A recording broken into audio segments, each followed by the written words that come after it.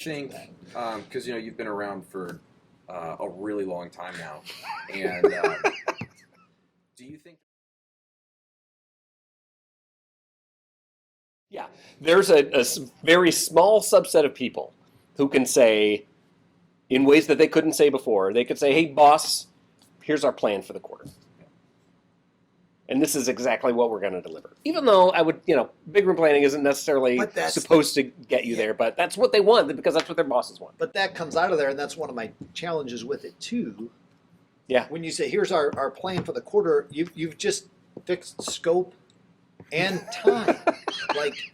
Yeah. Well, so that to be fair, sometimes you have to do some of that with some of these bigger systems. You do, but can we call it something besides scaled agile? I don't know.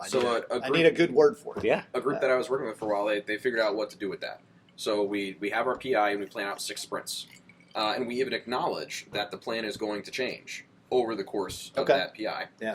So what we started doing was halfway through the PI, we would meet with a subset of the people and replan the second half of the PI. And that seemed really effective, so we doubled down on that.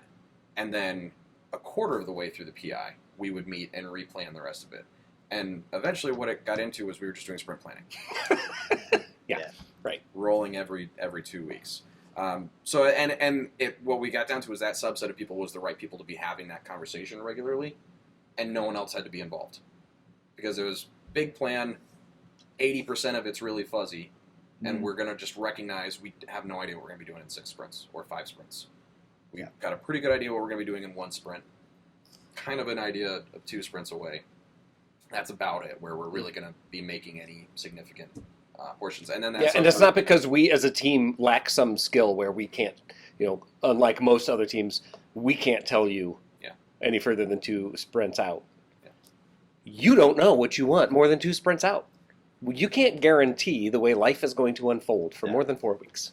So that's why we can't tell you. Yeah, one thing that would be interesting to pick apart, because I do, like I said, it is a legitimate problem. I mean, big organizations will make multi-million-dollar bets on things they can do for the quarter or the fiscal year, and I've worked at some of those places where the business is very cyclical in nature, so it's competitive advantage to get there by this time this year or twice a year get to here, right? So that's a tough thing because you've got, because of the cyclical nature of your business, you've got some time and scope things that you want to hit. So what's the best way to deal with some of that stuff? Let me ask you How this. do we help do you think, because you've been around for a really long time now, and do you think that there was a time that existed where our technology was driving our practices, where the way that we actually released software, it made sense to actually try to get all of the release teams in the room at the same time and try to figure out what we were going to release in 4 months or 6 months or whatever, just because of our because the technology was driving it? I've not seen that. It just, in my experience, it's been more of a communication problem and overcommitting things because we wanted to get this business and it would be really good for us if we got here. So we're going to push like hell, to get there. Or just maybe it wasn't that. Maybe it wasn't that self-serving, but it was it'd be great if we could get here. It seems like we can. So let's draw this line in the sand and try and go like. So you've never been in a world where it's we release every quarter, no matter what. That's when we're going to release, and everybody's pushing code into the same environment. No, I've done that. Maybe a misunderstanding. That would be the technology driving. We're all pushing into the same server. I guess I would argue that's not necessarily the technology driving it. You've still got commitments you're choosing to make every time, right? And everybody always wants to do more with what they have or try and hit targets. I don't know that.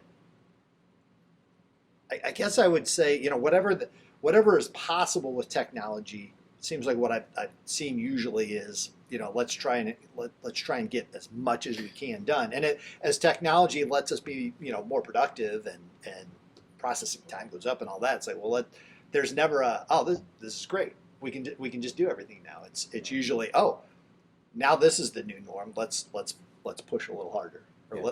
let's see if we can't get this much done. Okay. You know, What are you getting at? Well, I'm trying to think. Did some form of big room planning and getting multiple teams all on the same release schedule, was there a time where that made a lot of sense? Because that was how our infrastructure was laid out, to where we didn't have independent pipelines where any team could release whenever they were ready. I mean, it's not like big room planning, like SAFE's big room planning was all the rage in the 80s. Mm-hmm. That's true. Like 2010, it started becoming more widely considered. I mean, I feel like it really hit its stride around 2013, 2014. Mhm. And it's still kind of, I guess, still going, but I think people are starting to see there are some limitations and maybe we need to take a different approach. how much of that do you think is because maybe not in the '80s, but now, like we just keep doing more and more and more with technology. Yeah, right. So the IT departments keep getting bigger, and the Yeah. problems keep getting bigger that we Yeah. can solve. I think that's what I've seen as much as anything. It's not bad on anybody's part. It's just as we can do more with technology, we ask more of it. Yeah. Yeah. know? So- And the fact, right, but the issue is just because that technology is available, like the technology is available today to do what 10 years ago it took a 40-person team to do, we could do with 3 or 4 people. But that team, what did I say, 10 years ago, already exists, and that technology was already built, and now they're supporting that thing. So it's not like they can just say, oh, well, great, let's just use 2023 We technology. automated it. We never have to think about it again. Right. Yeah. I mean, the building and building and building is based is like that decision you made. This is the tech stack that we're going to use to build this thing, and now everything grows on top of it. You're kind of stuck there unless you're constantly in a state of trashing it and building it with the new thing. But then you're not going to get very far.